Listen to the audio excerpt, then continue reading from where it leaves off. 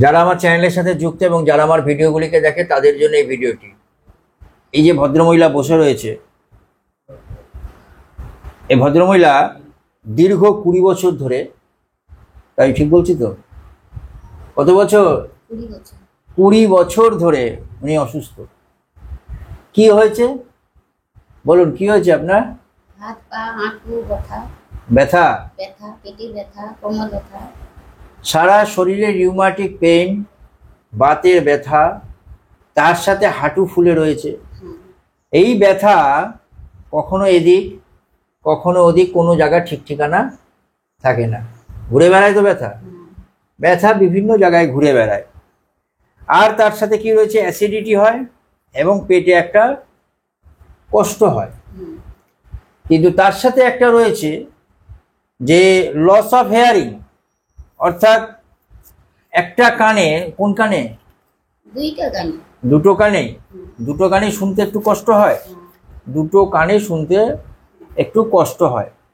Loss of hearing নয়, ভুল বললাম, এটা হচ্ছে কানে অল্প শুনতে পারে, আর হেয়ারিং ডিমিনাইজড।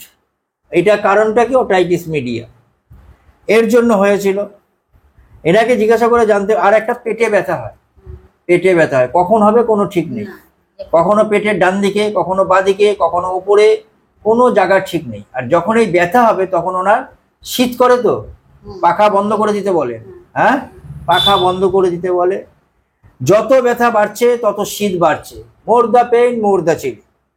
তার সাথে রয়েছে যে শীত শীত ভাব, জল পিপাসা লাগে না, জোর করে খাও, জোর করে খায়। জিভটা দেখি একদম ড্রাই, একদম ড্রাই হয়ে রয়েছে।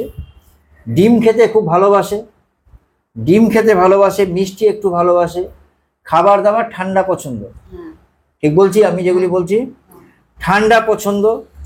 তার সাথে বলছে যে আমি বললাম যে শুতে কিরকম লাগে, শুতে বলে কি শুতে ইচ্ছা করে। কিভাবে শুতে ইচ্ছা করে? বালিশ উঁচু দরকার না? হ্যাঁ, বালিশ উঁচু দরকার, উঁচু বালিশে শোবে। এখন এই যে অনেকে ভাবে যে হোমিওপ্যাথি চিকিৎসা করতে গেলে যে এত কথা জিজ্ঞেস, এটাইতেই আমাদের ওষুধ সিলেকশন। ব্যথার জন্য আলাদা করে কোনো ওষুধ না। তবে ওনাকে আমি একটা ওষুধ দিলাম, সেই ওষুধ খাওয়ার পরে ব্যথা এখন কতটা কম? একটু কমেছে। অ্যাকুট কন্ডিশনে এটা করে দিই আমি অনেক সময় ব্যথার জন্য। যে হাঁটা চলা, কারণ এনারা গাড়িতে এসছে, পাটা ফুলে গেছে, হাঁটা চলা করতে খুব কষ্ট হচ্ছিল, এখন হাঁটতে পারছিলেন তো ভালো করে? হ্যাঁ, এখন ভাল লাগছে তো? এখন ভাল লাগছে। তার সাথে রয়েছে উনি একটু শান্ত প্রকৃতির, কিন্তু একটু রাগও রয়েছে, সফট মাইন্ডেড, কিন্তু ইজিলি অফেন্ডেড হয়ে যায়, একটুতেই অফেন্ডেড হয়ে যায়। এবং মনের মধ্যে একটা প্রচন্ড দুঃখ রয়েছে, মনের মধ্যে প্রচন্ড দুঃখ আছে, আছে তো? প্রচন্ড দুঃখ, গ্রিফ। আর তার সাথে যেটা আমি পেলাম আরেকটি, যে ইজিলি ক্রাইং, অর্থাৎ একটুতেই কেঁদে দিচ্ছে আমার সাথে। এখানে কথা বলতে বলতে কিন্তু উনি চোখে জল চলে এসছে, এখন আবার চোখে জল চলে আসছে। ওনাকে যেই বলছি চোখে কথায় জল চলে আসছে। আর যেটা বলছে মানুষের প্রতি প্রচন্ড দয়া মায়া। তার সাথে রয়েছে ওপেন এয়ার, অর্থাৎ খোলা বাতাস থাকতে বেশি ভালো লাগে। হ্যাঁ, খোলা বাতাসে থাকতে বেশি ভালো লাগে। ব্যথা কখনো এদিক কখনো এদিক, চেঞ্জেবল মাইন্ড, অর্থাৎ রোগ লক্ষণের পরিবর্তন হচ্ছে। পেটে ব্যথাও তাই, জল পিপাসা নেই, থার্স্টলেস, তার টাং ড্রাই, মাথা উঁচু করে থাকতে চায়, ওপেন এয়ার প্রেফার করে, আইসক্রিম ঠান্ডা এই সমস্ত খেতে খুব বেশি ভালোবাসে। আর তার সাথে রয়েছে হেয়ারিং ডিমিনাইজড ফ্রম ওটাইটিস মিডিয়া। এর জন্য আমি ওনাকে আজকে প্রেসক্রিপশন করছি পালসেটিলা। আর কারণ উনি বলছে যে একটু ঘন ঘন কেঁদে ফেলেন, যদি এতে যদি সেরকম রেজাল্ট না হয়, পালসেটিলা রোগীদের পুরাতন অবস্থায় ক্রনিক ক্ষেত্রে সাইলেশিয়ার প্রয়োজন হয়, তখন দেখা যাবে।